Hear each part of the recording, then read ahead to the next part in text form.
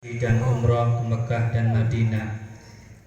Kemudian para bapak, para hadirin, para undangan yang saya hormati, orang pergi haji ataupun pergi umroh niku sebabnya ada tiga. Ada orang pergi haji itu karena nasab, yang kedua karena nasib, dan yang ketiga karena nisab. Ada orang pergi haji atau umroh karena nasab, karena dihajikan oleh orang tuanya, karena dihajikan oleh anaknya, dihajikan oleh keluarganya, oleh kerabatnya, dan lain sebagainya. Ini namanya haji disebabkan karena nasab. Ada haji yang kedua, haji nisab. Nisab ini memang dia sudah mampu uangnya untuk membayar ongkos haji, sudah mampu untuk berangkat haji dari segi biayanya sendiri, membiayai sendiri. Ini namanya haji nisab. Insya Allah Bapak Munir ini termasuk haji yang kedua, sebabnya karena haji nisab sudah mampu dan sudah berusaha, akhirnya dipanggil oleh Allah Subhanahu wa Ta'ala.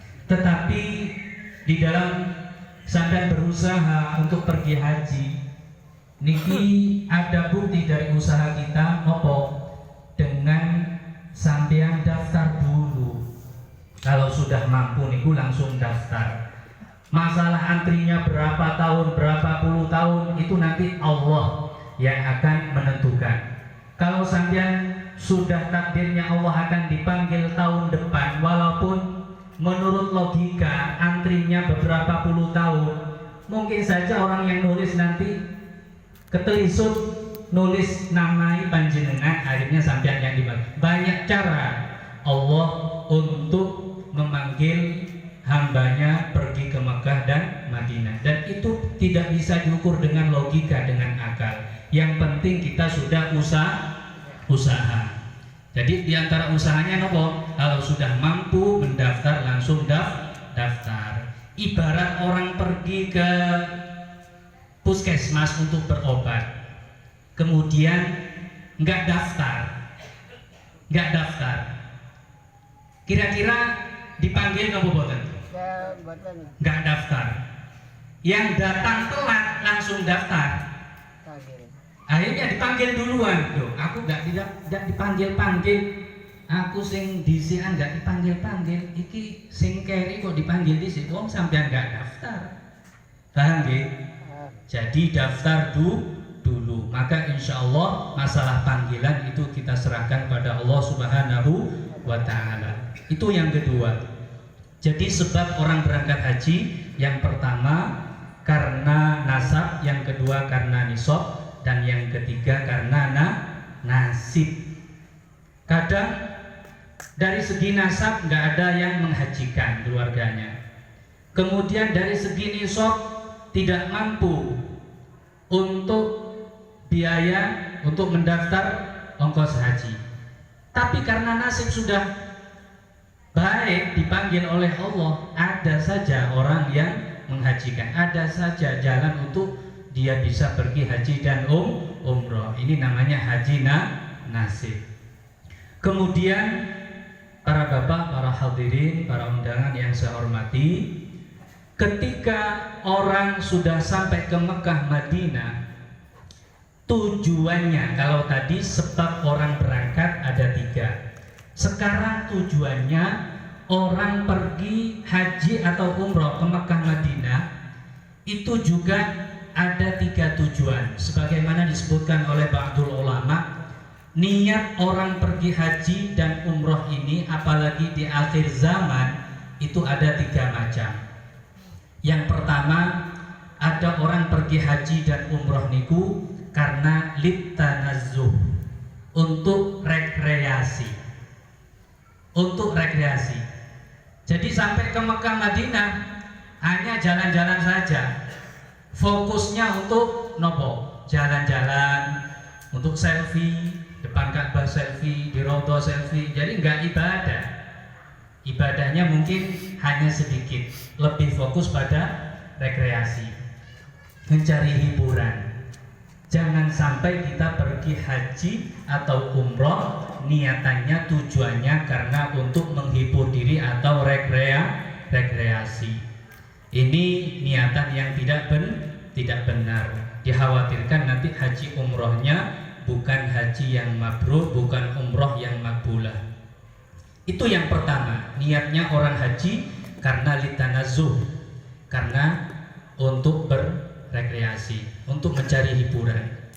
Yang kedua, ada tujuan orang pergi haji atau umroh karena litijarah.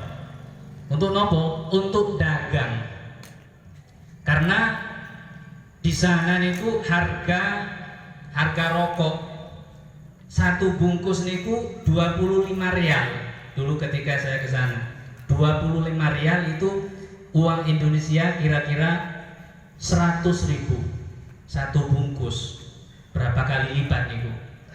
Makanya ada sebagian orang yang pergi haji, pergi umroh, bawa dagangan akhirnya ke sana ya untuk dijual. Tujuan pokoknya kadang itu jangan sampai. Dikhawatirkan haji atau umrohnya menjadi tidak mabrur, tidak makbulah. Waliyadzubillah. Banyak juga kejadian yang seperti itu. Kejadian haji atau umroh yang karena rekreasi, karena untuk mencari hiburan, untuk berdagang, kenyataannya memang banyak. Walaupun dari sisi yang lain dia juga umroh atau haji, tapi tujuan pokoknya itu atau dicampur dengan itu. Ini dikhawatirkan. Wis kalau sudah pergi ke Mekah Madinah, tujuan utamanya fokusnya adalah ini tujuan yang ketiga, lil ibadah. Ada tujuan orang pergi haji atau umroh memang semata-mata untuk ibadah kepada Allah Subhanahu wa ta'ala. Jadi mulai dari rumah fokusnya itu ibadah, melakukan haji yang sempurna, melakukan umroh yang sempurna, memperbanyak ibadah, memperbanyak sholat, karena luar biasa. Jadi kalau sudah ada di Mekah Madinah niki, jangan sampai nopo kita males-males untuk melakukan ibadah, karena fadilahnya luar biasa, fadilahnya sangat besar. Rasulullah SAW dalam sebuah hadisnya menyebutkan bahwasanya sholatun fi masjidi afdalu min alfi sholatin fi masiwa illa masjidal haram. Sholat di masjidku, Masjid Nabawi di Madinah, itu lebih utama daripada 1000 sholat di luar Madinah selain Masjidil Haram. Wa sholatun fi Masjidil Haram afdalu min mi'ati alfi sholatin fi masiwa. Sholat di Masjidil Haram di Mekah lebih utama daripada sholat di luar Masjidil Haram, lebih utama 100.000 kali.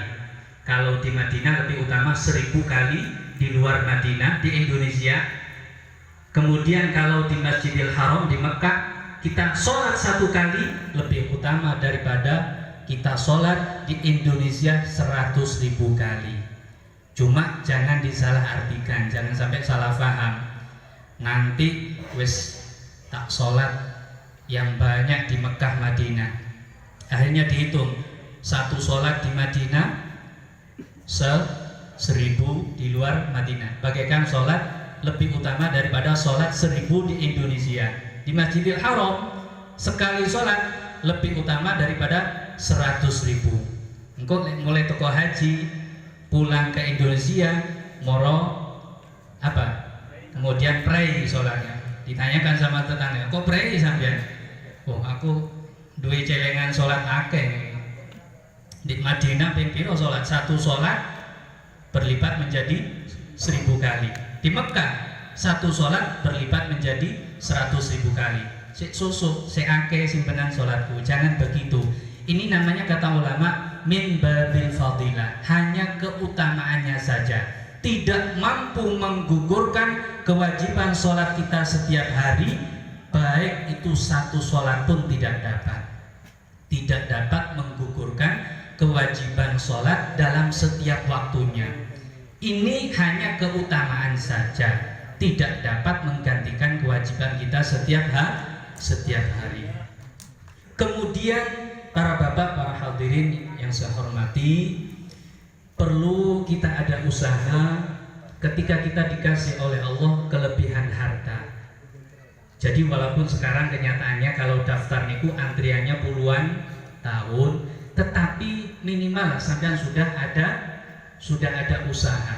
Yaitu apa? Ketika sudah punya uang untuk mendaftar 25 juta atau berapa sekarang itu dapat kursi, langsung sampean daftar. Masalah nanti dipanggil kapan, pasrahkan pada Allah. Sehingga nanti ketika meninggal dunia sudah ada usaha dari kita, insya Allah nggak ada tuntutan dari Allah Subhanahu wa Ta'ala. Kalau sudah daftar haji, kok ada uang lagi yang lebih, usahakan digunakan untuk umroh terlebih dahulu.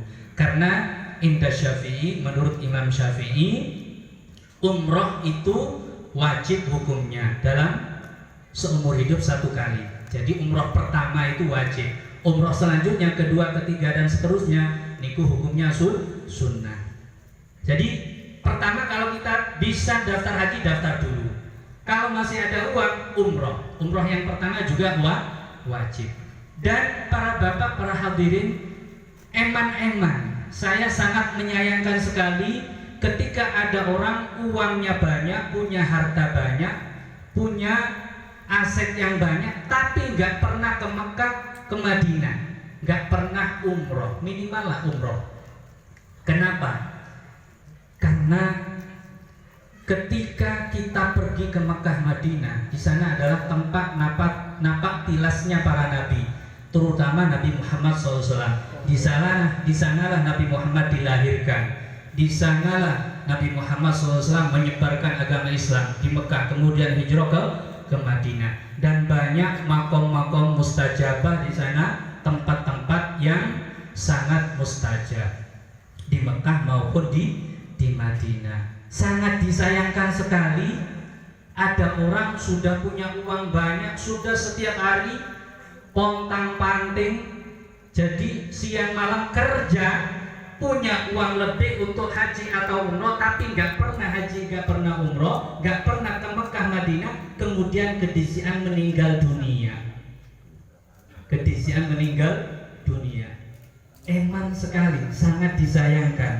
Kenapa?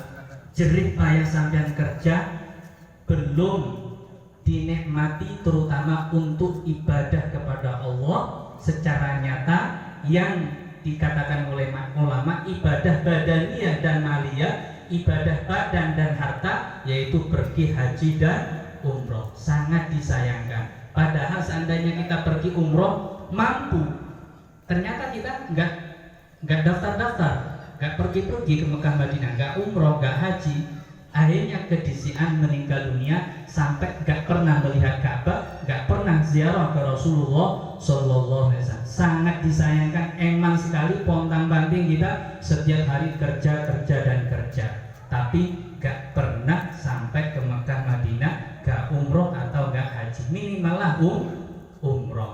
Karena para bapak, para hadirin, ketika kita berada di Mekah, Madinah, ibadah di sana, niki bahasa saya, ngeces iman niku, seturman imannya sangat kuat.